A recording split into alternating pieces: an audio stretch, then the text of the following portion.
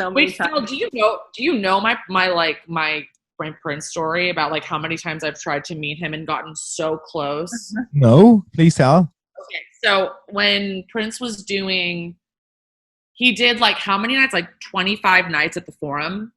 Yeah, it was like 25 or 21. I don't remember. Yeah, I forget. But like a bunch of nights at the Forum.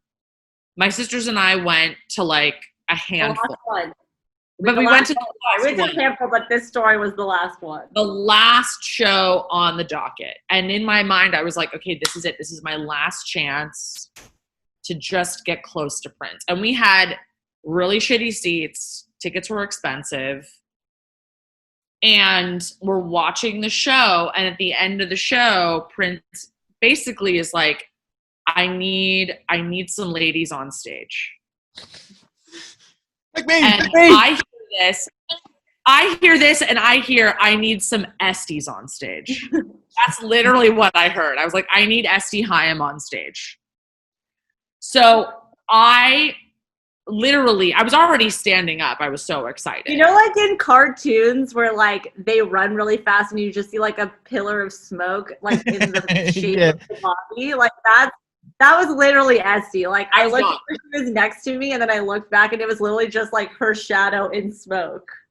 It was like Roadrunner. So, literally. Exactly. So I like sprint down the stairs with Danielle. Alana was like, I'm not even gonna try. I notoriously have a really bad poker face. Like it's a running joke in our family that like I notoriously like anytime you're trying to sneak in somewhere or do something that's not supposed to happen, do not bring me along because I have a really bad poker face. Yeah, Alana has the look on her face like I'm not supposed to. I'm not supposed to be here. Like please escort me out of this area. Yeah. I'm supposed to be here. So me and Danielle sprint down the stairs. We were literally in the nosebleeds of the Forum. Sprint down. I mean, I think what Prince meant was like the people that have floor seats, please come on stage. Yeah.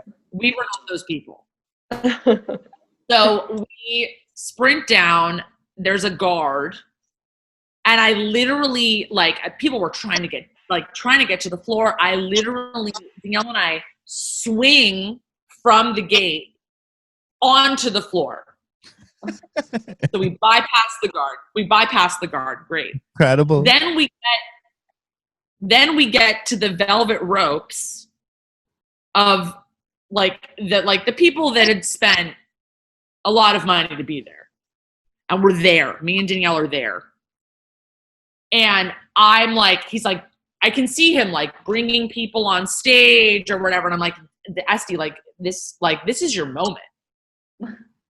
It's now or never. And Danielle stays back and is just dancing to, I think it was like 1999 was playing. So Danielle's just like standing back and I'm like, fuck this. I don't want to just be down here. I see Este like trying to figure out how to get on stage. Like I see her trying to figure it out. I see her literally put a hand on the stage. Yeah. And there's like a table, like a chair and a table, and she puts her foot on the, like she's trying to hoist herself up onto the fucking stage. And I'm like, you know what? I feel like I know when to quit. I'm like, I know when to quit. I'm just going to be in this amazing spot. No one's asking me for my tickets. It's like I'm around a bunch of people that probably spent like thousands of dollars to just be like at the stage. I know when to quit. Este, go for it. Literally, I see Este try to holster her up on stage. I see like 10 security guards approaching her. By the way, on another note, I have a bird's eye view of everything. That must be amazing. I'm watching everything happen from like the nosebleed seats. I'm like watching Danielle, like they both like all the things that Este said. I am watching this from the nosebleeds, like being like, oh my gosh, what's happening? I see the 10 guards coming to take Este in. I'm like, it's like watching a horror movie. I'm like, oh my god, guards. She's not gonna make it. Literally, I see a guard literally push Este's head off the stage. Este like literally falls into like 4 other security guards. Everyone in my section's like, ooh. Everyone's like, oh no. Like seeing my sister like being literally taken away. Taken away. God. And everyone's looking at me like, oh my gosh, I wonder Who if is that girl? woman's okay. And I'm like, I don't know. And I'm going to stay here. She's such a psycho, isn't she? What a crazy bitch. I was like, I don't know who that is. But I stayed. Danielle stayed. I'm like walking. They're like holding me and like escorting me out. I'm like looking at Danielle like, please help me. And Danielle, I literally see Danielle and her hands are just in the air, like having the best time. I don't care. I tried to, like she was having the time of her life as I'm being escorted out of the Prince concert, and I'm trying to barter my insulin pump as like collateral to stay in the show, like to stay in the forum. Like, I'll give you my insulin pump, like my lifeline, the thing that like keeps me alive. Do you feel a strange affinity for people who get thrown out of your shows now because of that? Oh, people that can like sneak in and shit? Like, I'm sure there's people who try to get on the stage or try and get over the barriers or try and grab something. I don't really have that problem.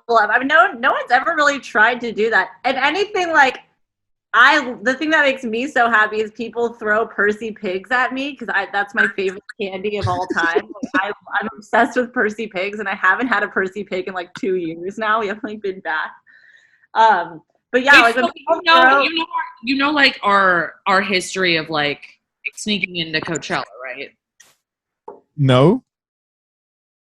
So basically, I don't know anything. It's a long ass story. It's so long. It's fun. I'll give you the Cliff's Notes. We literally counterfeited. We've had friends that like if friends had like all access passes to Coachella, I would sneak them out. I would sneak out the passes like 3 or 4 days before Coachella. I'd go to Kinko's and copy them. And then put them on my wrist and sneak into Coachella. We did that for like 7 years. That's just genius. Like, if you're going to go to that level to get in to the concert, then like you deserve to get in. Thank you. I've seen people jump over the fence at festivals in Ireland dressed as Spider-Man, getting chased by dogs, and like that's genius. Like so they can't see their face. So like he's dressed as Spider-Man, runs around the campsite a couple of times and hides in a tent, and then just takes. That's something I would do. Takes off the Spider-Man outfit, and then voila. We had friends that there's like a notorious pizza stand at Coachella called Spicy Pie. And he basically found a Spicy Pie shirt at a thrift store. Got a bunch of empty pizza boxes, put on the t-shirt, and was like, I have a delivery. Yeah. He was like, I gotta get in there. I gotta get in there. I gotta get in here. We're swamped. And they're like, yeah, go in, get in there. Go deliver the pie. Like, dropped off the boxes, took off a shirt, and he was like in Coachella for free.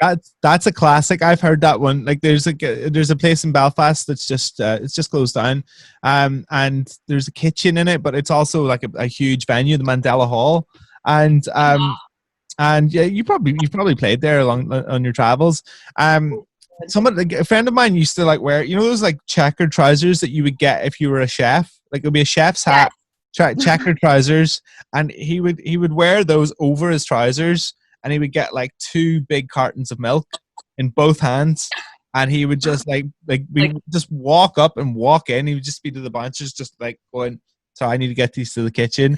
He would go upstairs, order a vodka, pour the milk into a little bit of a vodka and Kahlua, and have himself a little White Russian. Like a White Russian. The thing is, like, if you look like you know where you're going and you have a purpose, no one is gonna stop you. No. I mean, I'm not condoning getting arrested and like trying to sneak into shows, but we have done that many times. I think a lot of times. I feel like now it's actually a lot harder to do it. Like this was like when we were like in high school. I feel like now because like there's like passes with like computers attached to it and shit. Like Coachella is like you can't do that anymore. You can't do it anymore. It's way harder. But if you can figure it out, I'm down. I feel like you probably know enough people now to be able to get into whatever show that you want to get into. Like I think you probably got the thrill of like sneaking into Coachella, like the adrenaline that you got. Like, in and was like just this, an adrenaline high that I've yet to have again. And there's also a venue. There's a venue in LA called the Greek Theater, which is like one of our favorite places to see shows. But tickets to those shows are very expensive. And Radiohead was playing at the Greek Theater, and of course it was sold out. And like tickets on, Craigslist were like 7x, like the amount of money that it was initially. And so my friends and I, we basically climbed a tree in the back of the Greek Theater and just stayed in the tree and watched the show from the trees, like the forest that's in the back of the Greek Theater. We wanted to see live music, like for like our parents weren't like, we didn't have money to go to like any of these things, and my parents were not giving us money to go see music, so we had to kind of just be like, we're fucking doing this. Unless it was music that they liked. Yeah, like my first concert when I was like, I forget how old I was, like 7 or 8, was like to see the Eagles. Life in the fast lane, ding ding ding. Yeah, exactly.